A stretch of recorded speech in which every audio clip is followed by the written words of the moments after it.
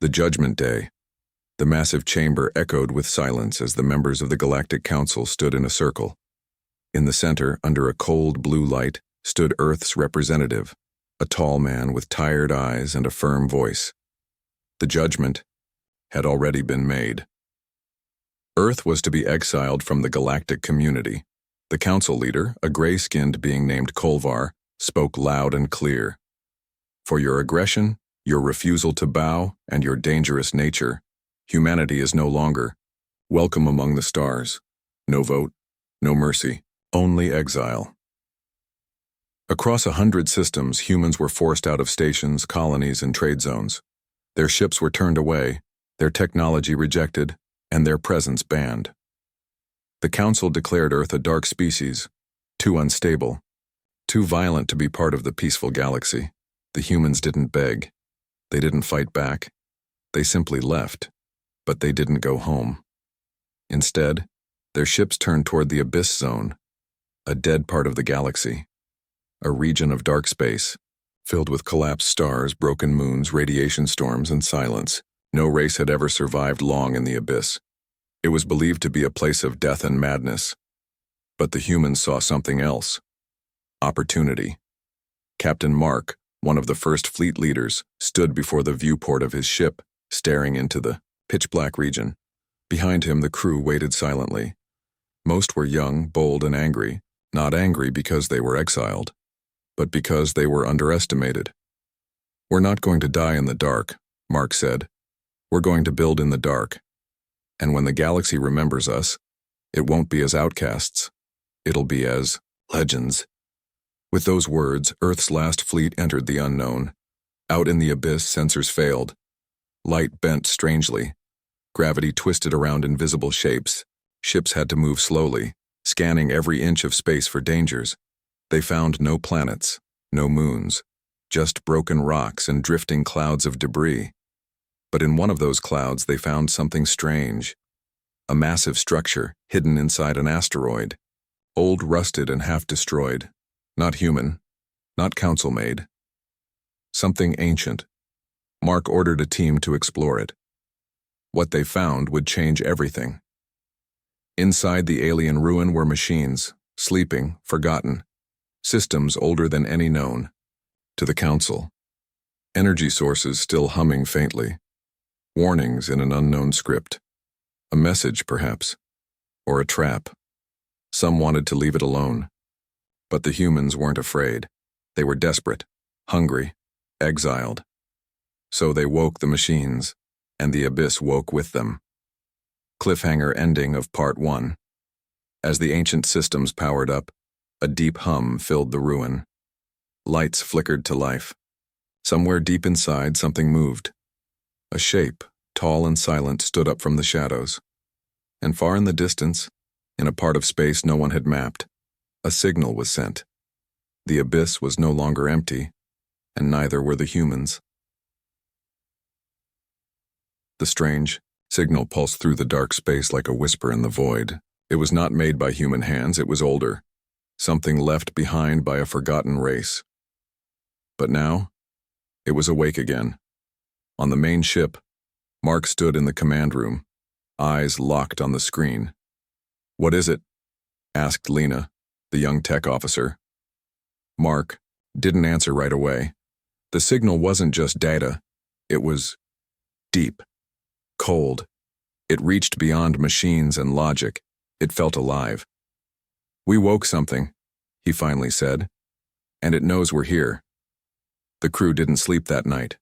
Every ship in the fleet stayed alert. Drones were launched, scanners swept the region, but the signal kept pulsing. And something else happened too. The storm came. It began as a ripple, light bending around nothing. Then shadows moved across space, like waves in water. A massive field of radiation, dust, and strange energy rolled toward them. The abyss was shifting. Mark had to act fast. All ships, hold formation, shields up, engines warm. The storm hit hard. One small ship lost power. Another was pushed miles off course.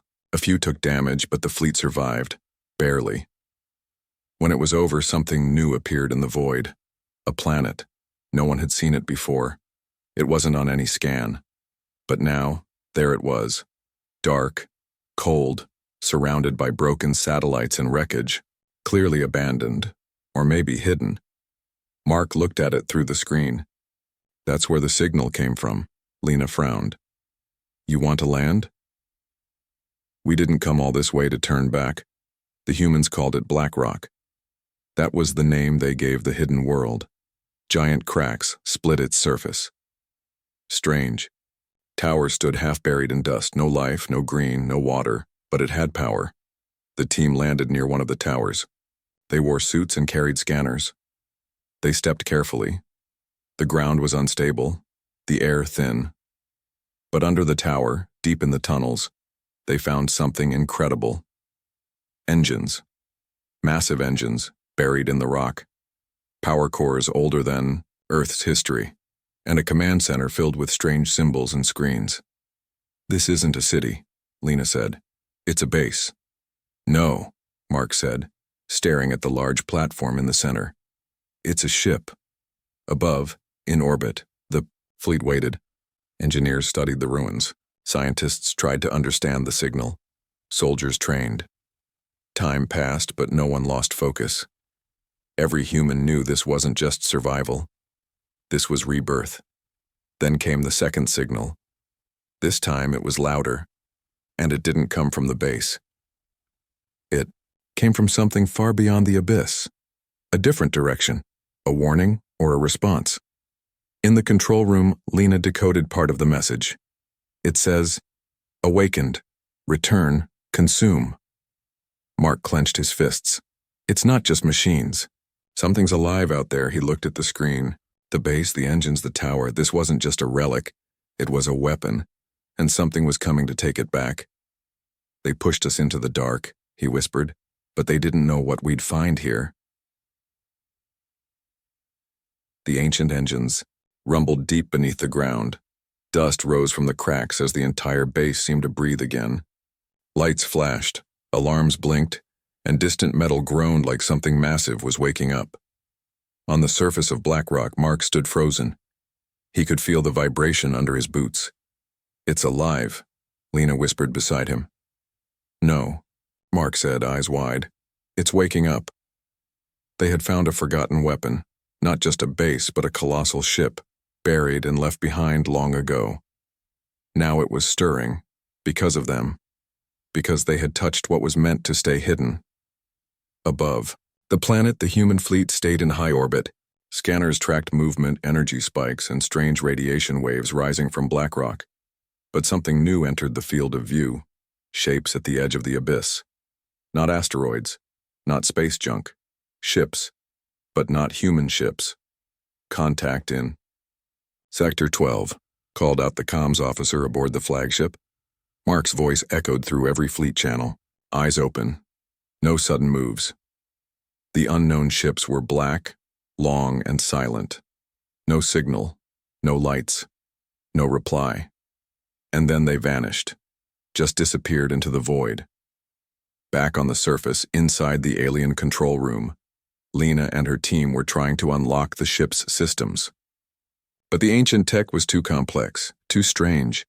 It wasn't just alien, it felt wrong. I think it's defending itself, she said. The ship doesn't want to wake up fully, not unless it's in danger. Mark looked around. Then, maybe we need to show it the danger. He called the fleet. Get ready for an enemy you can't see, they're here. That night, the attack came. A small recon ship on the outer edge of the fleet went dark. No distress call, no warning, just silence. Then another ship. Same thing. The humans launched drones, but the darkness of the abyss swallowed the signals. Mark stood at the command center listening to the emptiness between the stars. Then the enemy revealed itself. One of the black ships appeared, speeding toward a human vessel. No weapons, no message, just speed. It rammed straight into the ship, exploding on impact. The shockwave rocked the entire fleet. Mark gave the order, engage. Lasers lit the void, missiles launched, drones swarmed. But the dark ships were fast, slippery like shadows. They moved without sound, without heat. And when destroyed, they didn't leave behind parts, only dust. "These aren't pirates," said the defense chief. "They're hunters." Back on Blackrock, the alien ship responded. Its systems surged. The ground split open, and from the canyon below, a giant structure began to rise, the true form of the ship. Towering above the planet's surface, it looked like a dagger made of stone and metal, built for war. It was no longer sleeping. It had chosen to wake, for humanity. Mark stared at it from the landing platform. "It's ours now, and we're not giving it back." Lena looked at the ship's control panel. "It's responding to human touch. It knows we're not the ones who made it, but it still listens." She paused. "Maybe it hates the ones who made it more than it fears us," Mark smiled. "Good, because something worse is coming." The sky above Blackrock turned red as warning lights flashed across every human ship. The enemy had revealed its full force. Dozens of black vessels, silent, fast, and shaped like blades, were now heading straight for the planet. Mark stood on the command bridge of the ancient ship, now fully risen from the rock. It hovered, giant and silent, its surface glowing with new power. He touched the control panel again. The ship responded like it was alive. "How many?" Mark asked through his comm. 40 enemy craft, minimum," replied the defense officer. "They're moving fast, 2 minutes until contact." The human fleet spread out around Blackrock. Fighters launched, drones deployed. Ground forces locked weapons in place, but even with preparation, they were outnumbered. The enemy ships didn't speak. They didn't warn. They only attacked. The first wave hit hard. One human ship exploded instantly. Another was damaged and started drifting. But then, the ancient warship moved. With a low hum, its sides opened, revealing weapons no one understood. Blue energy burst from its cannons. One black enemy ship was hit mid-flight. It didn't just explode, it vanished as if erased from existence. Cheers rose in the human channels. "We can fight them," someone shouted. Mark answered calmly. "We can do more than fight.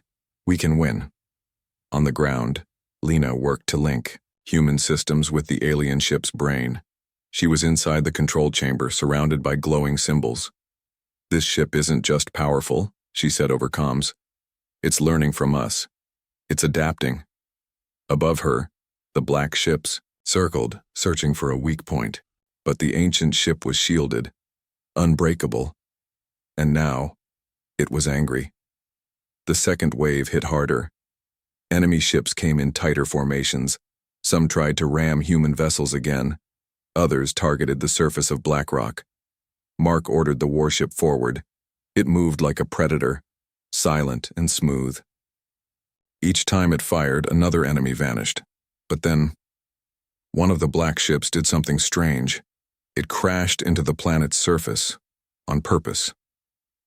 The explosion didn't destroy much, but something else happened. A new signal began pulsing. Lena looked up sharply. "It's not a weapon. It's a beacon." Mark's face hardened. "They're calling for reinforcements." In deep space, far from Blackrock, another group of dark ships turned, much larger, much older, and they were waking up now too. The battle raged on. Human fighters fought bravely, dodging and firing, supporting the fleet. The alien warship held the center, striking with deadly power, but time was running out. "They're trying to overload our systems," shouted one engineer. Mark clenched his fists. "We hold the line, no matter what." Then Lena spoke again. "Mark, I found something. This ship wasn't just made to fight. It was made to jump." "What kind of jump?" She looked at the screen. "A full system warp. It can pull the entire fleet." Mark's mind raced. "Could we use it to escape?" Lena shook her head. "No, we can use it to go deeper." Mark turned toward the main screen. The galaxy had rejected humanity. The Council had cast them out. But in the abyss they had found something no one else dared touch. Power. Now they had a weapon, a fleet, and a reason to fight. They could run, or they could rise. Mark's voice echoed through the fleet. "This is our stand. We're not going back. We're not hiding. We're going forward." The command was given. Cliffhanger ending of Part 4. As the beacon signal continued to call across space, the ancient warship glowed brighter. Engines lit up with fire not seen in 1,000 years. The ground shook as systems activated for the first time in ages. The enemy was gathering, the humans were rising, and the abyss was just beginning to open. The alien ship, now fully awakened, hovered above Blackrock like a giant blade made of shadow and metal. Its power pulsed through the sky, and its engines glowed deep blue, shaking the very air. Mark stood on the bridge staring at the stars. "Is the jump ready?" he asked. Lena, still inside the control chamber, answered through the comm. "Yes, but it won't take us to safety. It'll take us deeper into the abyss. Exactly where we need to. Go," Mark replied. Outside, the remaining enemy ships circled like vultures. Reinforcements were already on their way. Humanity had one chance: to strike first and strike hard. The order was given. The engines of the alien warship roared, drawing power from the very fabric of space. Light twisted, gravity bent. The human fleet locked formation behind it. One by one, their drives synced to the alien core. Then, in one instant, they jumped. Silence. Everything went black. Then came the light. The fleet reappeared in a place no one had mapped. It wasn't just a new system, it was outside the old star charts. A region filled with massive ruins, shattered space stations, and floating wreckage. Ancient bones of machines the galaxy had forgotten. "This place," Lena whispered. "It was a war zone." Mark stared at the screen. "No, it is a war zone, and it's not empty." Sensors picked up movement. Ships, big ones. Shapes the size of mountains floated in the dark. Alien dreadnoughts, untouched by time, slowly lit up with red lights. One by one, the old enemy ships were waking up. "They must have been sleeping here for centuries," Lena said. "They were hiding," Mark replied, "waiting for something to find them. And we just rang the bell." The human fleet moved cautiously. Drones flew ahead. Fighters circled the ancient warship. The ship, now called the Iron Star, led the way. Inside its deep core, systems spoke in an unknown language, but Lena found patterns, commands, a path. "This ship is searching," she said, "for something buried here, something older than war." Suddenly, a signal hit them like thunder. A voice, not words, but emotion. Rage, hunger, memory. The enemy wasn't just machines. It was something living. And now it knew where humanity was. A massive shape rose from behind a broken moon. It wasn't just a ship. It was a living fortress, metal fused with flesh, lights pulsing like a heartbeat, long arms stretched across space like the legs of a spider. "They were building gods," Lena said, "and they left them behind." Mark didn't flinch. "This is what the Council feared. This is why they pushed us away." A comm buzzed. The engineer team had news. "Sir, the Iron Star's main cannon is charging, but it's asking for direction." Mark nodded slowly. "It wants a target." He pointed to the living fortress. "Give it one." The Iron Star moved forward. The human fleet pulled back, giving it space. The ancient ship glowed, brighter and brighter, its surface burning with strange fire. The enemy fortress launched tendrils and drones, but the Iron Star swatted them away with invisible force. Then it fired. A beam of pure energy shot forward, not just light or heat, but destruction itself. The beam hit the enemy fortress in the chest. The reaction tore through space. Part of the fortress exploded into pieces. The rest screamed in a voice made of metal and pain, but it wasn't destroyed. It turned toward the humans with pure hate, and more shapes woke in the shadows. The space around them glowed with fire. Metal fragments drifted. The enemy fortress was damaged but far from destroyed. Its body moved slowly through the void like a living planet. Behind it, more dark ships rose from the ruins, their red lights blinking like warnings. Mark stood firm on the Iron Star's bridge. "All ships, hold formation. Hold." If they want war, they'll get it. The humans had entered the deepest part of the abyss, the center of a war that had once wiped out entire civilizations. The enemy here wasn't just old. It wasn't just strong. It was angry. Lena worked, fast, her fingers flying over the alien controls. She had learned how to speak to the Iron Star not with words, but patterns. The ship responded like it understood human desperation, like it remembered war. "There's more power in this ship," she said. "Systems we haven't unlocked yet." "Can we win with it?" Mark asked. She didn't answer, because even the ship seemed unsure. The enemy was closing in. A fleet of black dreadnoughts shaped like knives and bones formed around the fortress. They moved like one mind. No signals, no hesitation, only purpose. Wipe out the humans. Mark sent orders to the fleet. "Split the lines, draw them toward us, use the wrecks for cover. Iron Star will lead the attack." Fighters launched. Drones lit up. The battle for the abyss had begun. Human pilots flew through the debris fields, dodging fire and crashing enemy drones. The older ships took heavy hits, but they gave back just as much. Plasma cannons, missiles, and kinetic rounds tore into the black ships, but the enemy didn't fear death. They didn't retreat. They kept coming. Then the fortress fired. A blast of red energy sliced through space, hitting 2 human cruisers. One exploded instantly. The other spun, broken, flames pouring from its side. Mark slammed his fist on the console. "We need the core weapon." "Now." Lena nodded and triggered the deeper systems. The Iron Star changed. Panels opened. A new structure rose from the spine of the ship, a cannon unlike anything ever built by humans. It glowed with strange energy, drawing power not from fuel, but from the abyss itself.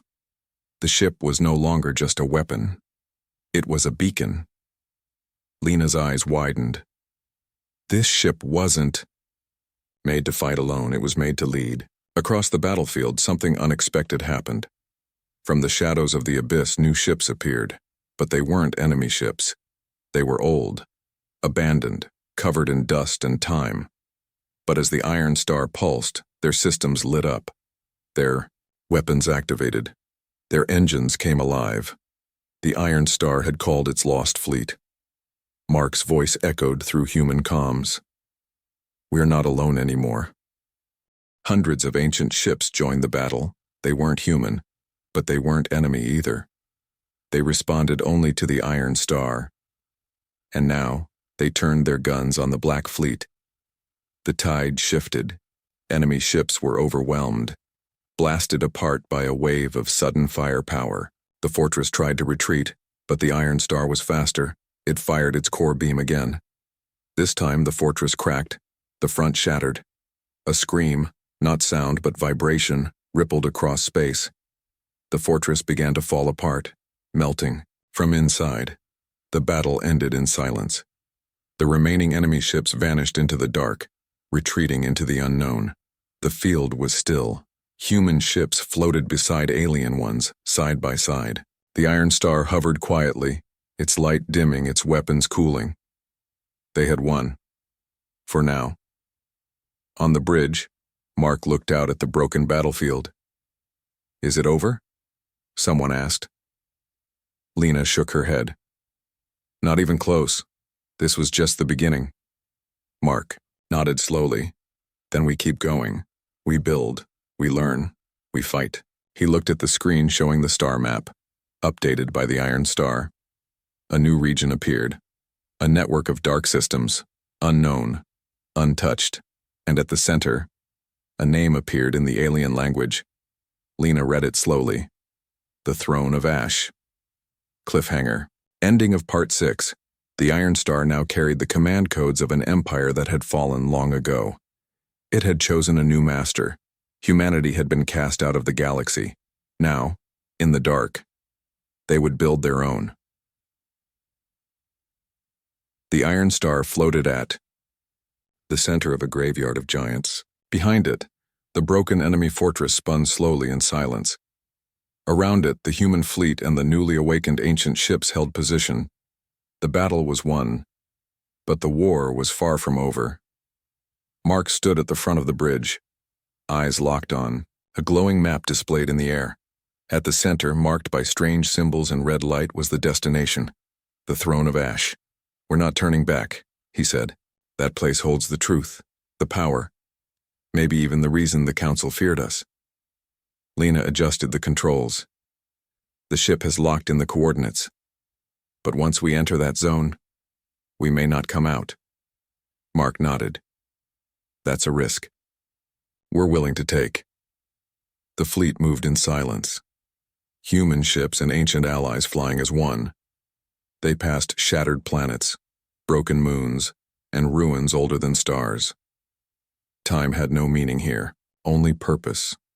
As they neared the edge of the throne system, the Iron Star slowed. Sensors picked up movement. Not ships, not machines, structures. Massive rings floating in space. Black towers stretching across void. And in the center, a world of fire and glass. The throne. It wasn't a throne like a chair. It was a world weapon once used to rule the old galaxy, a control hub for fleets, energy, and war. It had been sealed off long ago, hidden in the abyss. Now it was awake again. Mark gave the order to descend. The Iron Star moved toward the surface of the burning world. Ash clouds swirled. Storms of energy cracked the sky. The planet wasn't dead, but waiting. A landing team formed. Mark, Lena, and a group of soldiers took shuttles down. They landed on a platform made of black stone. The air was heavy. The sky glowed orange. In the distance stood a giant tower, smooth, sharp, and humming with low sound. "It's still active," Lena said. "There's a signal coming from the top." They made their way toward it. Inside the tower, they found a chamber, lit by a single beam of red light. Symbols circled above. A console stood at the center. Lena stepped forward. The Iron Star had taught her enough to read the signs. "It's asking one question," she said. "It wants to know who rules now." Everyone looked at Mark. He stepped forward and placed his hand on the console. The tower lit up. In deep space, the ancient fleet received the signal. Every ship turned toward the Iron Star. Lights blinked, systems aligned. The Empire of the Abyss had a new leader, but not everyone welcomed it. A new signal burst through space, fast, sharp, and angry. The Galactic Council had noticed. They had tracked the human fleet's position, and now they saw what Earth had become. Not a threat, but a power. On Earth, far from the throne, people watched as new stations lit up in orbit. New ships took shape. Resources flowed from the abyss. Trade began with old machines. Knowledge long buried now returned from exile. Humanity was building a kingdom of darkness and fire. Back at the throne, Mark looked at Lena. "They'll come for us." She smiled. "Let them try." Mark nodded. "We're not just survivors now. We're rulers. They threw us away, but we found something greater than their council. Something older, stronger." He turned to his soldiers. "Prepare the message. Tell the galaxy we're no longer lost." Final scene. Across the stars, a signal went out. A new beacon. A voice in the dark night. "This is Earth Command. The Iron Star stands. The Throne of Ash is ours. Exile is over. Now we rise."